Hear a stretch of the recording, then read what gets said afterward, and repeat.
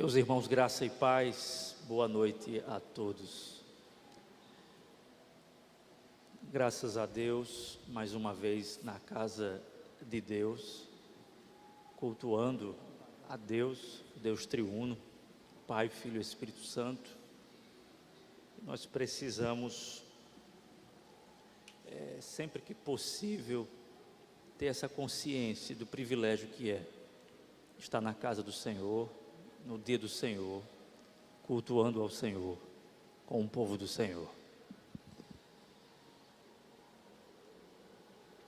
O Senhor nos tirou de um mundo de trevas, nos resgatou para o reino do Filho do seu amor, e uma prova disso é cultuar, é estar no culto, prestando culto a Deus, participando do culto que vem de Deus e que é devolvido a Deus. Alguns irmãos pensaram que nós iríamos retomar Eclesiastes já agora nesse domingo, mas o aviso de domingo passado foi que seria no terceiro domingo desse mês. Então, no próximo domingo nós retomamos com Eclesiastes, e como já dito, o reverendo Lucas, ele estará conosco, ministrando a palavra no texto, no que a gente chama de perícope, um recorte de texto, que começa a partir do versículo 4 do capítulo 4, salvo engano, porque nós paramos no capítulo 4, versículo 3 do Eclesiastes. Ele vai terminar o capítulo, e aí, no outro domingo, eu pego a partir do capítulo 5 e a gente vai tentando expor o texto do Eclesiastes. Há alguns avisos, mas eu gostaria de deixar para o final, tá bom? Uns avisos, umas informações, no final eu dou esses avisos. Gostaria que você abrisse a sua Bíblia, por gentileza, no livro do profeta Jeremias.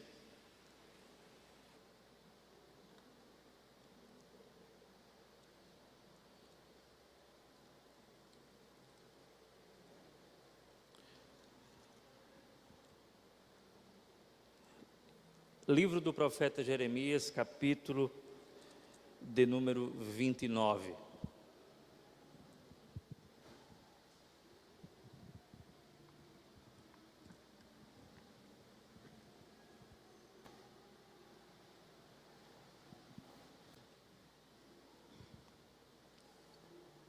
Ô zoadinha chata essa, viu? Ai, de fora. Eu não me atrapalho muito se tiver criança correndo para um lado, não me atrapalho não, na visão não. Não tira muita atenção o que está acontecendo. Mas aqui eu escuto muita coisa, muito som. Eu lembro de uma vez que fui pregar numa igreja. A igreja tinha aquele hábito de ter aquele fundo musical. A primeira vez na igreja, eu precisei de alguma forma respeitar o momento, respeitar a igreja, respeitar a cultura da igreja, só que eu não ia conseguir pregar daquele jeito. Aí tinha um rapaz assim no teclado, aquele fundo musical. Eu pensei que ele ia parar em algum momento, eu fiz a leitura do texto e pensando nele, Fiz a leitura do texto, terminei o texto, dei uma pausa, eu disse, ele não vai parar. Eu disse, amigo, irmão, tinha como... E aí ele diminuiu, ele literalmente entendeu que era para diminuir, diminuiu um pouquinho, ficou bem baixinho. Aí eu tive que dizer, meu irmão, é para cessar. Aí ele saiu emburrado, no final do culto ficou meio chateado, fui falar com ele. Digo, meu irmão, me perdoe, mas eu não consigo pregar com fundo musical. Não é nenhuma questão se é certo ou se é errado. Não é essa discussão. A questão é que o pregador, o pobre pregador não consegue pregar assim. Jeremias capítulo de número 29, versículo de número 11.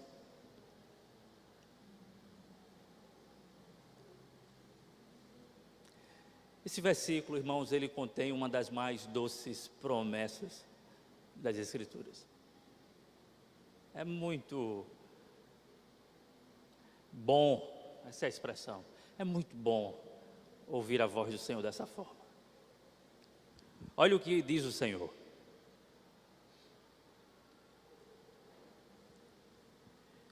Porque sou eu que conheço os planos que tenho para vocês. Planos de paz. Planos de fazê-los prosperar e não de lhes causar dano. Planos de dar-lhes esperança e um futuro.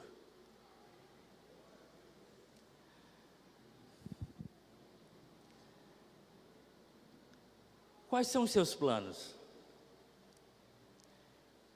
Certamente, os seus planos para a sua vida, como para a vida daqueles que você ama, são planos de paz e prosperidade.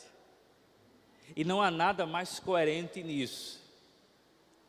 Você querer o seu próprio bem, você projetar o seu futuro, sendo este um futuro de paz e prosperidade.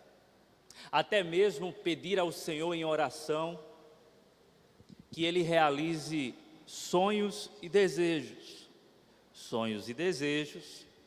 que correspondem à paz e prosperidade. Só que tem um detalhe: nem todos os nossos planos serão concretizados. Nem todos os nossos sonhos serão realizados.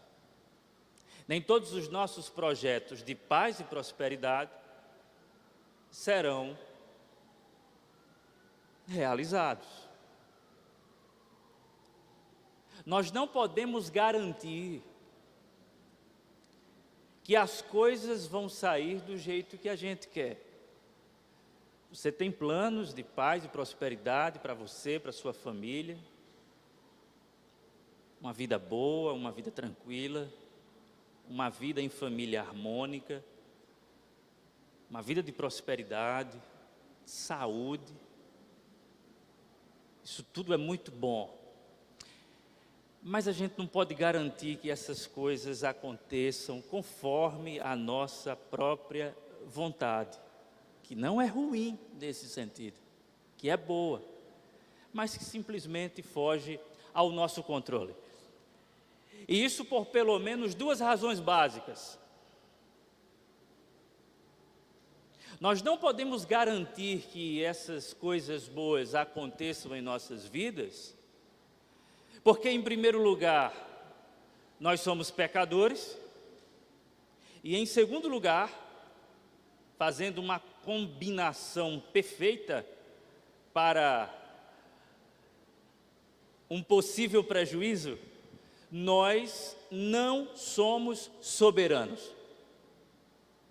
Somos pecadores e não somos soberanos. Então, quando nós unimos essas duas razões básicas, nós temos o argumento perfeito para dizer para o nosso próprio coração, como também para o outro, que as coisas boas que nós planejamos para nós mesmos e para os nossos, essas coisas podem não acontecer. Essas coisas não podem ser garantidas por nós. Os nossos planos podem ser frustrados.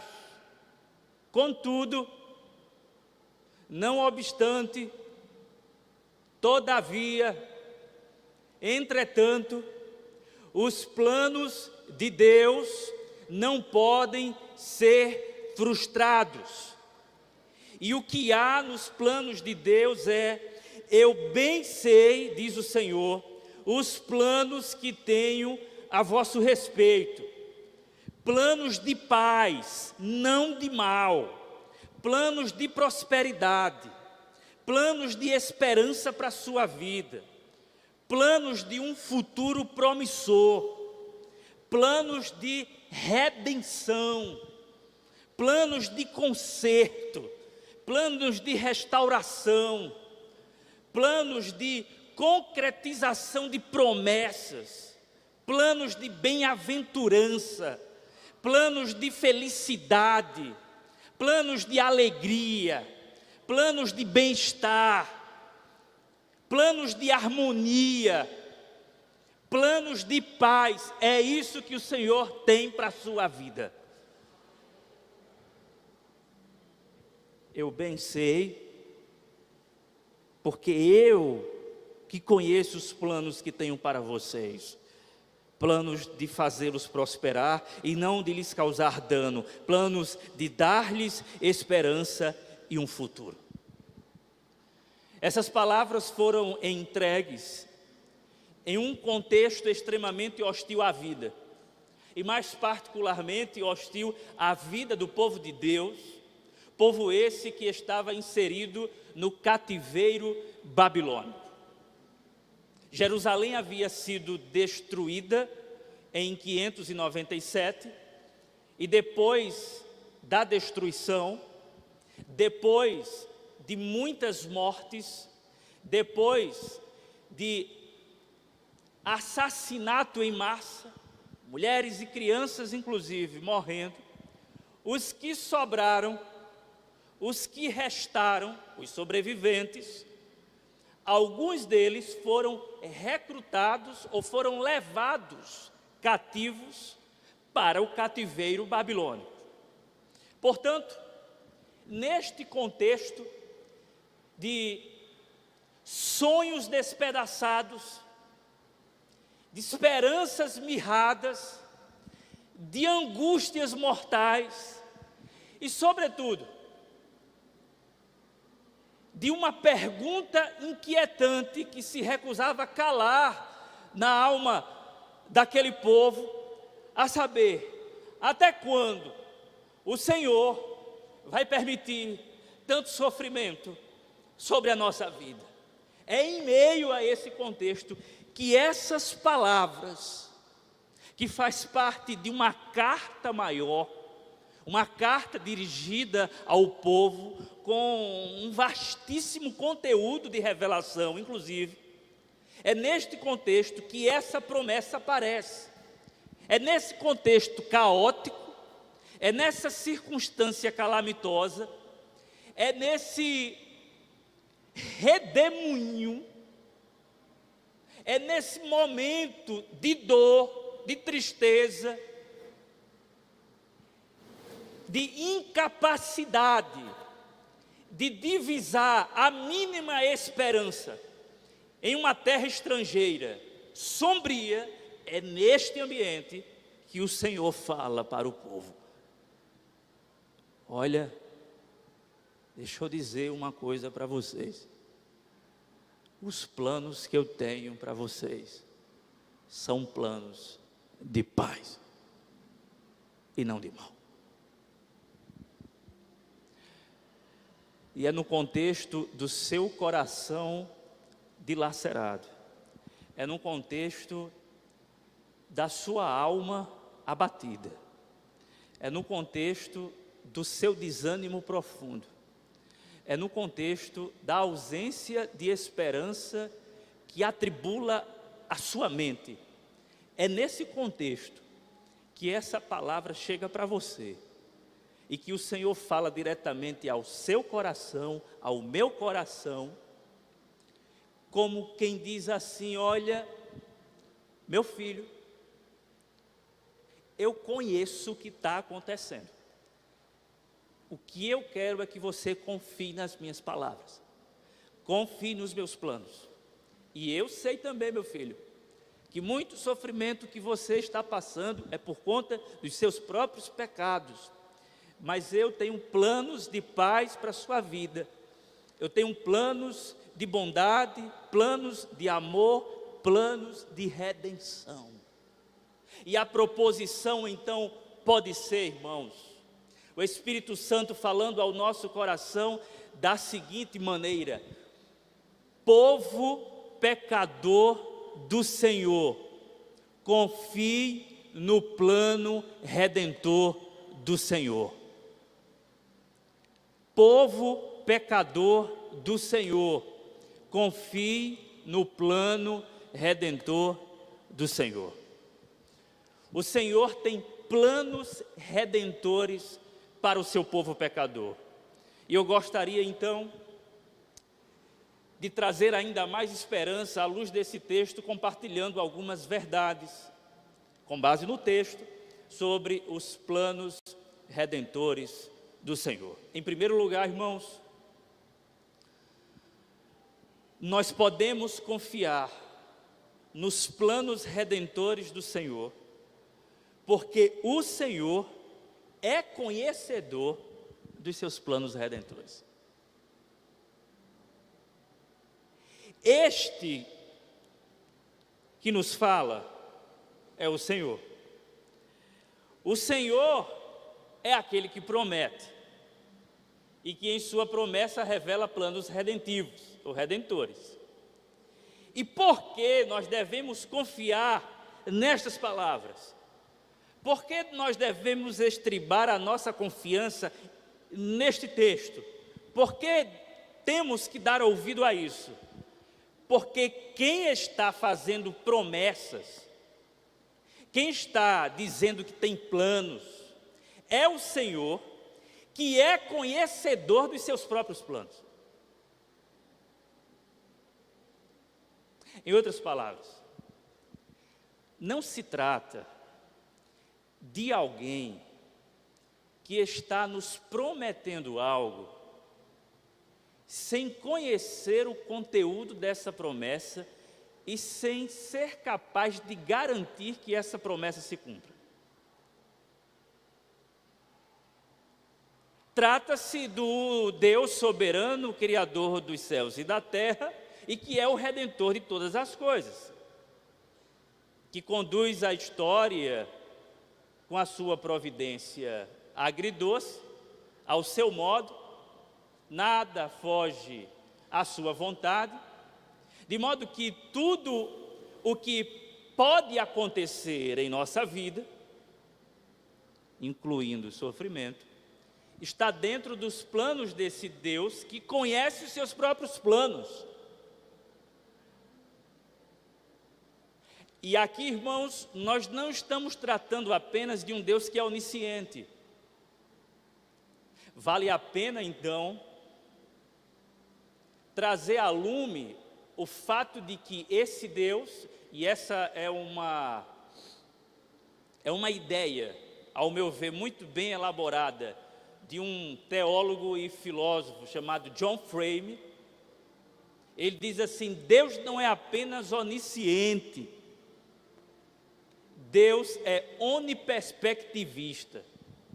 E aí ele vai explicar isso dizendo o seguinte: olha, quando nós falamos que Deus é onisciente, nós estamos dizendo que Deus conhece todas as coisas, que Deus é conhecedor dos fatos da vida.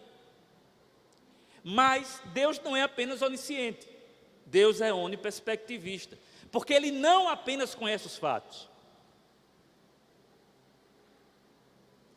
Ele conhece os fatos de todos os ângulos possíveis. Ele conhece os fatos de todas as perspectivas. E aí ele vai trabalhar com árvore, com pardal, com cabelos.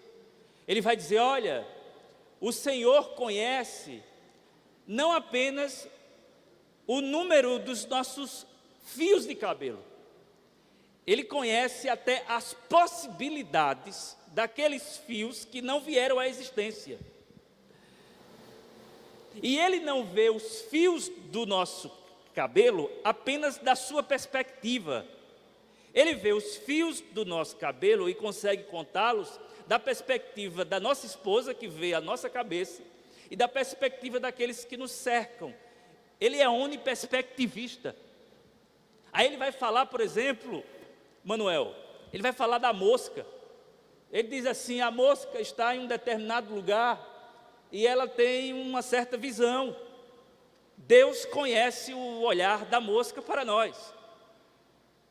E não apenas isso, Deus conhece o olhar de outra mosca para aquela mosca. Deus conhece todos os olhares de todos os insetos, de todos os animais, de todos os bichos, de todas as perspectivas, de todos os ângulos.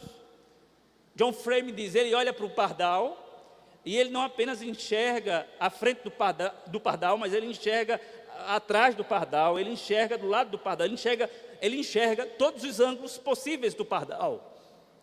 Esse Deus, portanto, é conhecedor de todas as coisas, não apenas porque ele sabe do fato, mas porque ele enxerga os ângulos possíveis, os que existem e até mesmo aqueles que ainda não existem.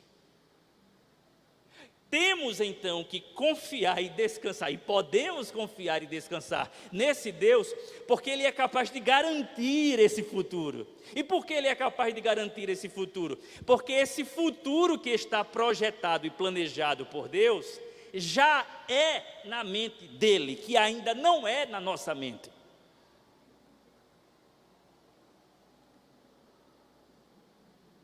A historificação ou a concretização dos fatos eternos de Deus, daquilo que já existe na eternidade em Deus, a concretização dessas coisas acontecem na nossa perspectiva humana, mas na perspectiva de Deus, o que foi, o que é e o que será, é um instante de eternidade. É por isso que alguém vai dizer que promessa e cumprimento para Deus são a mesma coisa. O que muda é na nossa perspectiva. O que muda é o fato de nós estarmos no tempo e no espaço, com uma visão limitada e estreita, e incapaz de enxergar para além daquilo que os nossos olhos conseguem ver. Mas em Deus tudo já é. O que será para nós já aconteceu nele. A sua história está escrita. Os planos redentivos de Deus contêm a sua história do início ao fim. Sendo assim,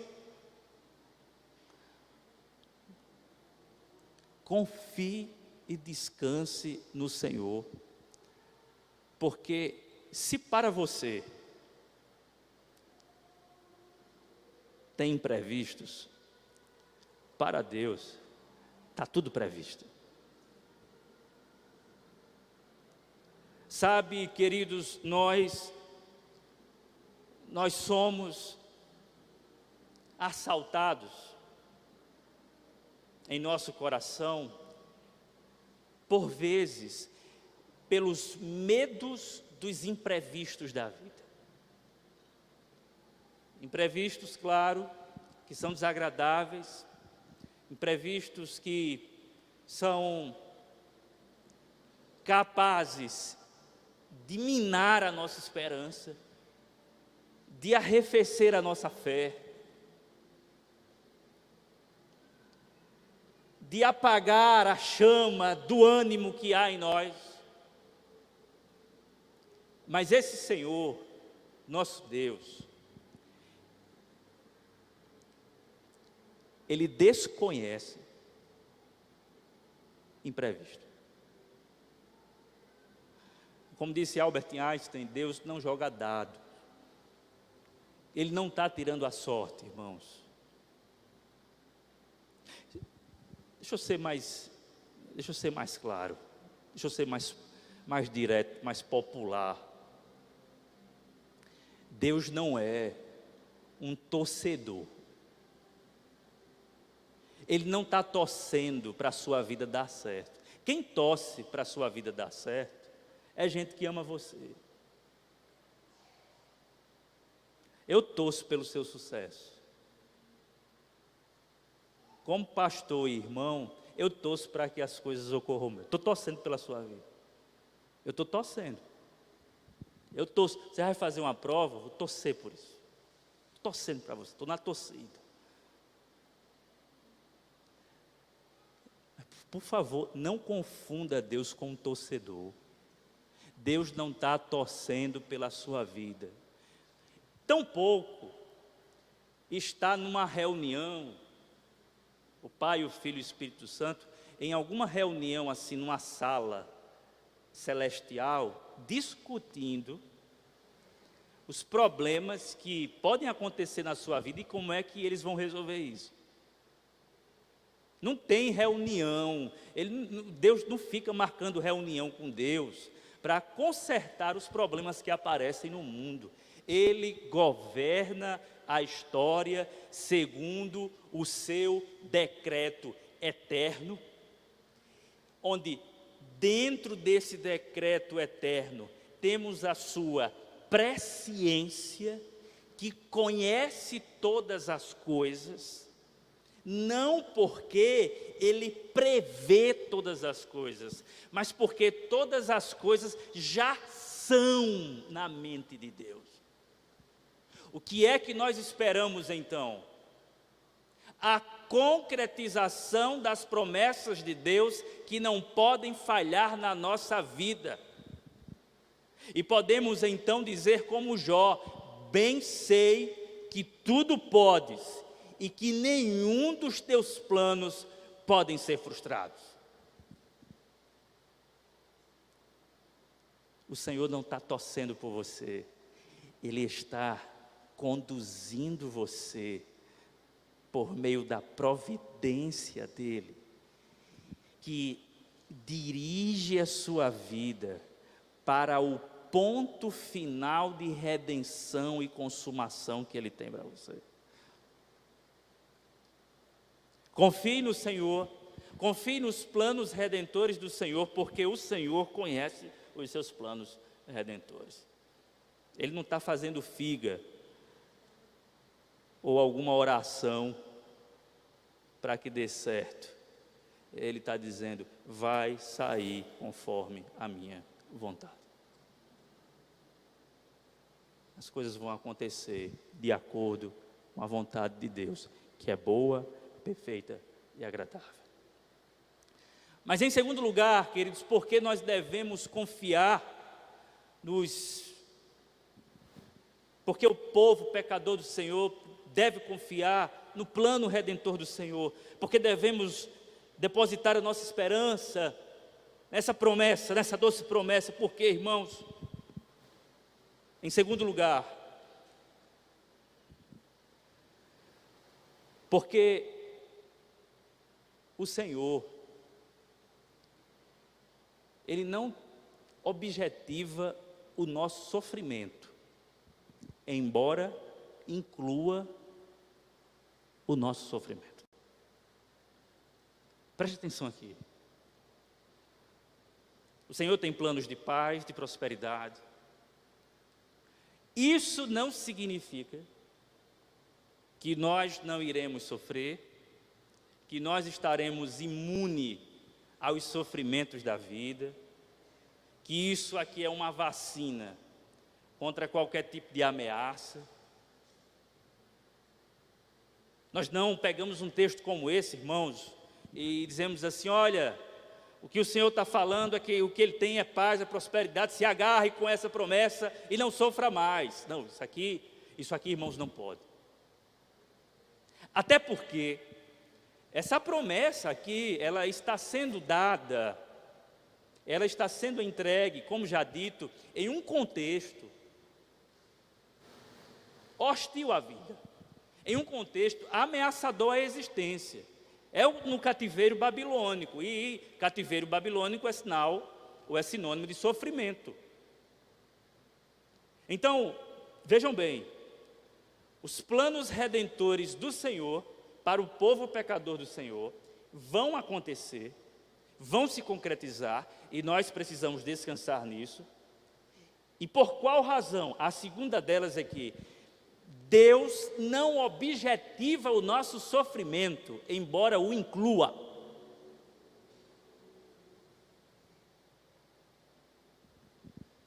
Vai ficar mais claro agora. Nos planos de Deus, nem na concepção, nem no desenvolvimento e nem na consumação há uma vírgula sequer de maldade contra a sua vida. Não há, nos planos de Deus, nenhuma intenção de maltratar o seu ser. Não há, nos planos de Deus, a mínima intenção de lhe fazer sofrer.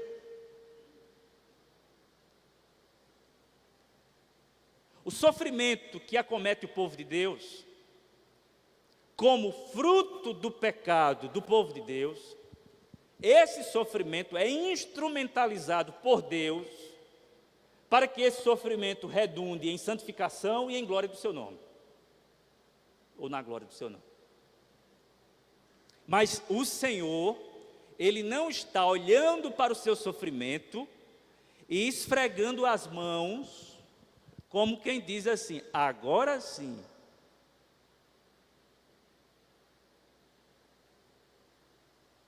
Você pecou, agora você está experimentando a amargura ou o amargor do seu pecado. Deus não está contente com o seu sofrimento.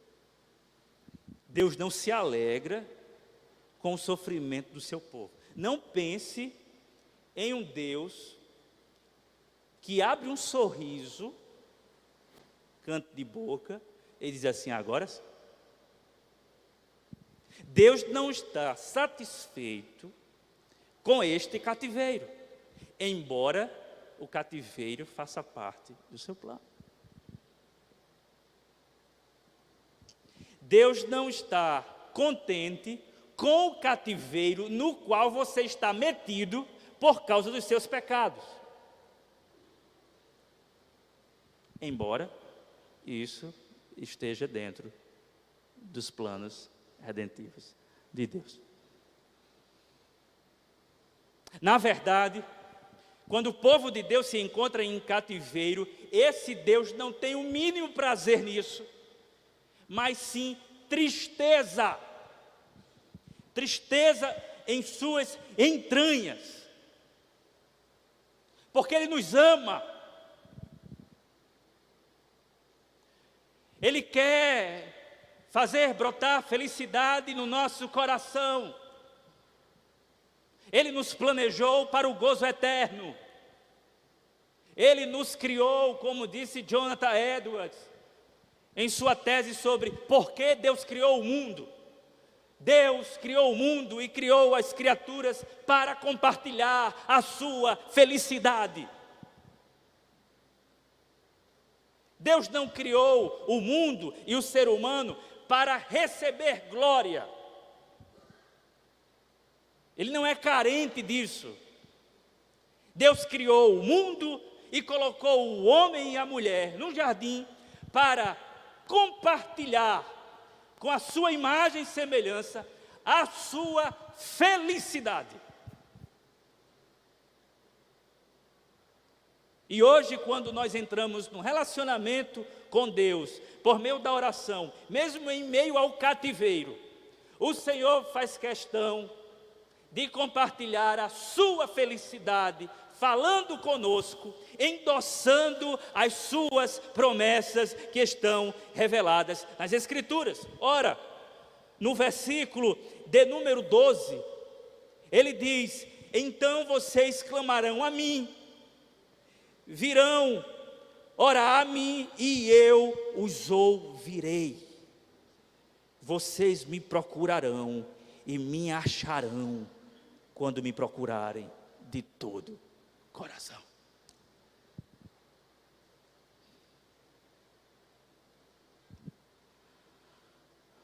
O Senhor planejou, planeja e vai continuar planejando por meio do seu decreto eterno, a sua alegria, a sua felicidade. Embora neste plano haja muito sofrimento. E lembre-se, sofrimento que é oriundo dos nossos pecados. O próprio Jeremias escreve em Lamentações, capítulo 3, verso 39, do que se queixa o homem. O homem deve se queixar dos seus próprios pecados. Sofrimento em abundância que há no mundo é por causa dos nossos pecados. Mas até os nossos pecados, as nossas ações pecaminosas estão debaixo do governo de Deus.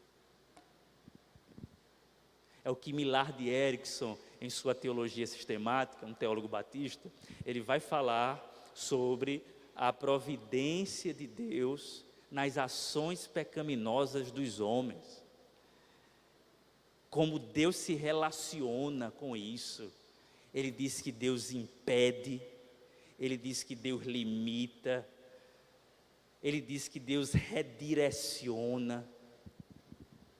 Ele diz que o Senhor nunca está alheio às ações pecaminosas dos homens, mas agindo por meio delas, sem se manchar com elas.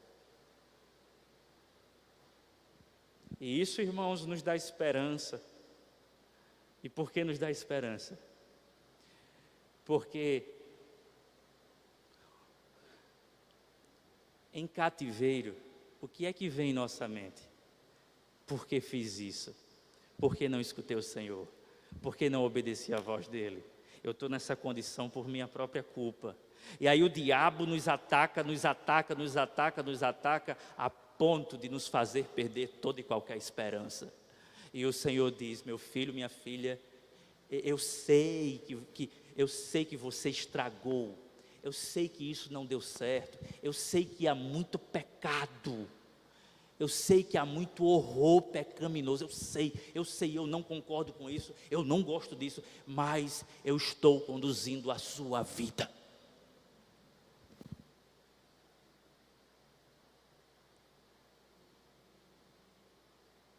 O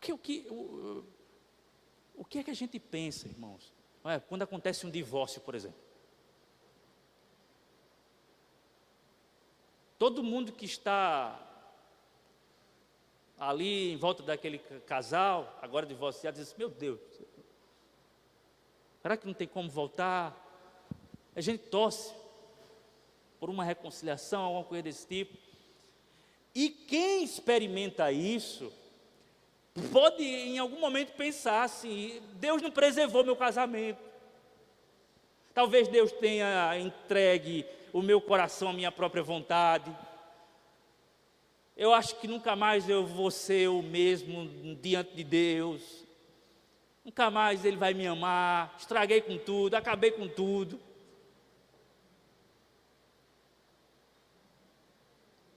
Isso é só uma situação. Imagine então uma mãe que criou um filho, de repente o filho foi para as drogas, e ele está lá no mundo perdido, e ela diz: meu Deus do céu, o que foi que aconteceu? Em meio a todo esse processo, em meio a toda essa criação, onde foi que eu errei? Por que está acontecendo? Será que o Senhor não me ama? Será que o Senhor não atende minha oração? Pessoas na igreja, pessoas dentro da igreja, pessoas despedaçadas por vícios, por pecados cruéis, por dramas terríveis, e que às vezes diz assim: eu vou sair daqui hoje, mas eu sei que vai vir o tormento no meio da semana. Meu irmão, minha irmã, Deus está no meio desse redemoinho. Deus está com você. Deus é contigo. Deus tem planos de paz, confie nisto. A despeito do que você esteja experimentando, Deus tem um plano perfeito. Na sua perspectiva e na minha não, mas na dele sim. Tem planos de paz e não de mal, para vos dar um fim, uma esperança. Terceiro lugar, porque devemos, irmãos, descansar nessa promessa, confiar nessa promessa. Porque o povo pecador do Senhor deve confiar no plano redentor do Senhor. Terceiro lugar, porque enquanto estivermos no exílio, a única esperança que temos é confiar no vencimento do sofrimento. Por que digo isso? Porque o Senhor tem planos de paz para um povo que não está experimentando paz. E o que ele está dizendo é: isso vai acabar. Na verdade, irmãos, o prazo estipulado foi 70 anos, ou foram 70 anos. 70 anos de cativeiro. O Senhor disse, isso vai durar 70 anos. Agora imagine você, uma pessoa, um jovem de 30 anos no cativeiro. Ele não vai experimentar a libertação. Ele não vai viver a libertação, porque 30, 70, 100 anos, ele não vive 100 anos. Olha que coisa. Quem vai desfrutar de libertação são os filhos, possivelmente, as crianças. Por isso que o Senhor manda, aqui no próprio texto, se você ler, no contexto imediato anterior, o Senhor manda: olha, fiquem aí, plantem, casem, tenham filhos, fiquem por aí, porque isso vai durar. Vocês não vão sair agora. 70 anos de cativeiro. Então, quem tinha 30 anos ia morrer lá. Sabe qual é o nosso problema, irmãos? Muitas vezes é que nós queremos que o Senhor resolva o nosso problema no próximo final de semana, no mais tardar. A gente vem para um culto como esse, a gente coloca uma oração e pede ao Senhor, e claro que o Senhor pode resolver agora muitos dos nossos problemas.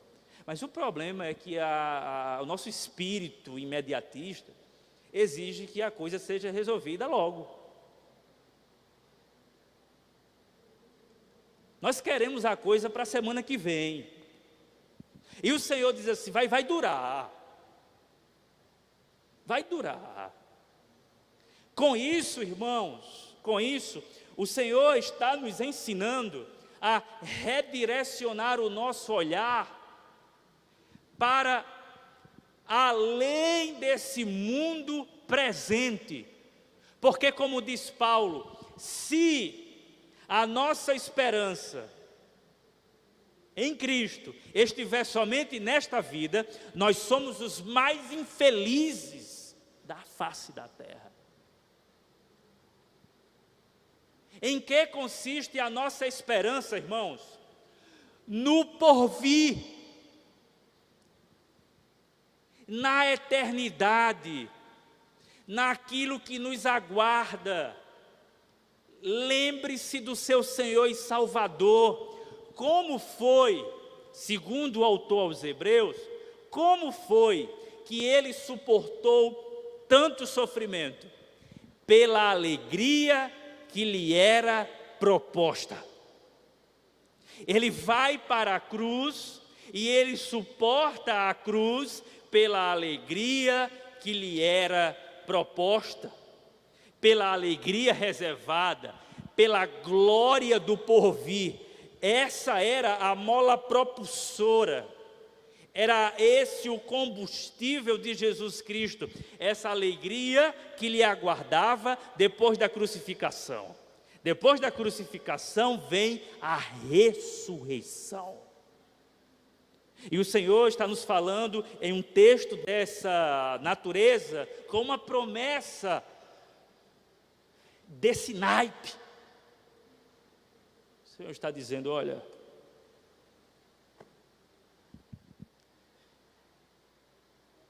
a sua vida é muito curta, o seu tempo é escasso. Se você colocar esperanças aqui e agora, tudo vai se esvair. Porque você recebe uma bênção hoje, amanhã ela já se desgasta. Tudo aqui é corruptível. As coisas passam. Você está precisando de saúde? Precisando de uma cura? O Senhor dá, Ele restaura. Isso é maravilhoso. Mas em algum momento você vai adoecer novamente. Está precisando de algum bem material? Necessita? Isso é maravilhoso. O Senhor pode te dar. Ele te dá. Ele tem prazer em abençoar os seus filhos. E se desgasta. As nossas realizações passam. E é aí que vem o grande drama do ser humano. O sentido disso. Se coloque no lugar desse povo, no cativeiro babilônico. O Senhor dizendo: vai durar 70 anos. Um jovem de 30 anos olha e diz assim: eu não vou sair daqui, eu vou morrer aqui. Lembre-se dos heróis da fé, que está lá em Hebreus capítulo 11.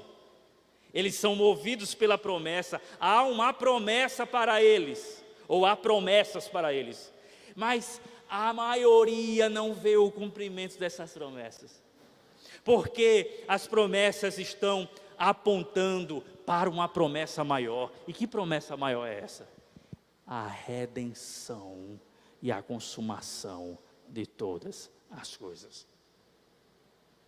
É somente quando Cristo voltar, restabelecendo o governo na terra, que nós, aí sim, nunca mais entraremos em algum cativeiro.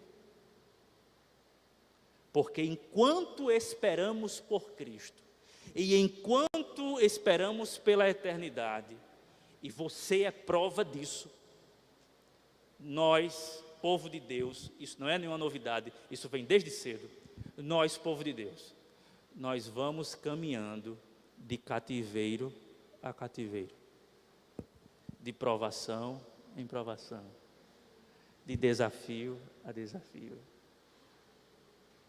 Tanto que você diz assim: mas rapaz, eu passei por uma, eu pensei que estava tudo bem, veio logo outra. Eu ajeitei aqui, minha família nisso aqui, quando eu penso que está tudo bem, aparece esse problema. Eu estou tão bem aqui, nisso aqui, e agora veio aqui. Nunca a vida aqui neste mundo caído está plenamente interessante. E isto é proposital até da parte de Deus, nos fazendo desejar o que é eterno. Não coloque sua esperança numa promessa passageira. Não coloque sua esperança numa promessa de um político que lhe promete um cargo. Não coloque sua esperança numa prova. Não coloque sua esperança nos seus sonhos. Não. Coloque sua esperança nos planos redentores de Deus.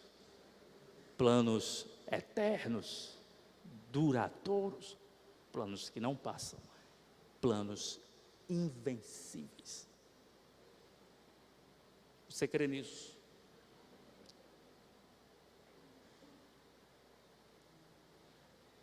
Antes de orar, deixa eu só dizer uma coisa. Sempre haverá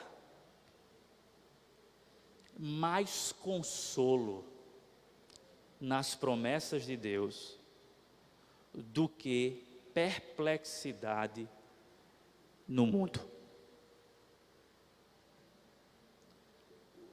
Com outras palavras, o que é que eu estou querendo dizer? O cativeiro, ele atormenta, é desesperador, seja qual for o cativeiro. Mas para cada cativeiro, há uma promessa que sobrepuja o amargor do cativeiro com a doçura da promessa. Para cada inquietação da sua alma, há uma promessa de Deus. Para cada angústia que destrói o seu espírito, há uma palavra do Senhor. Para cada ansiedade sua, há uma promessa de cuidado. Sempre rebata o desespero da vida com as promessas ou com os planos redentores de Deus. E diga: eu sei, Senhor, que está complicado, que está difícil, que isso aqui é horrível, mas eu confio nas tuas promessas.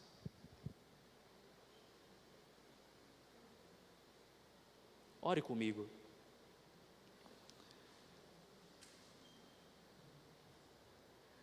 Pai Santo e amado,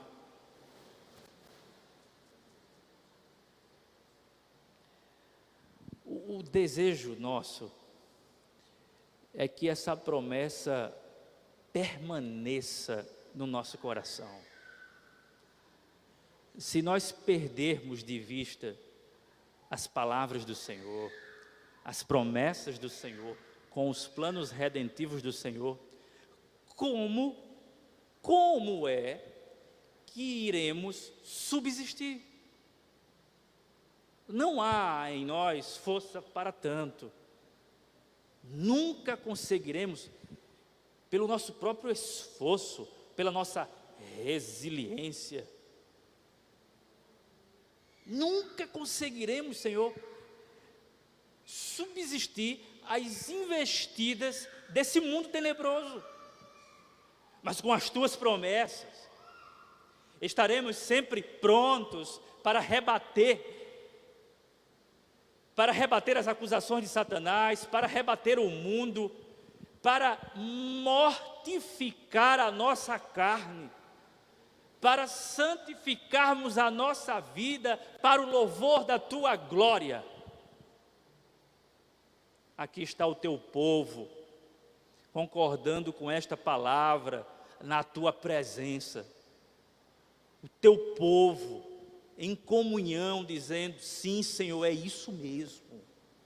Sim, Senhor, nós confiamos em Ti. Nós sabemos e cremos que os planos que o Senhor tem são planos de paz e não de mal, para nos dar um fim que desejais. Tranquilize a nossa alma, aquiete o nosso coração. Faz isso, Senhor, para o bem do teu povo, para o nosso bem e para a glória do teu santo nome. É assim que nós oramos. Amém. Irmãos, eu vou ministrar a bênção apostólica e em seguida dar alguns avisos. Bom, você pode ficar sentado mesmo. Que a graça do Senhor Jesus, o amor de Deus, o Pai, e as consolações do Espírito repousem sobre cada um de nós, desde agora e para todos sempre. Amém. Pode projetar, por gentileza, a festa da colheita. Irmãos, nós teremos a nossa festa da colheita, que está sendo promovida pelos jovens da nossa igreja, que será no dia 22, tá? Deixa eu ver se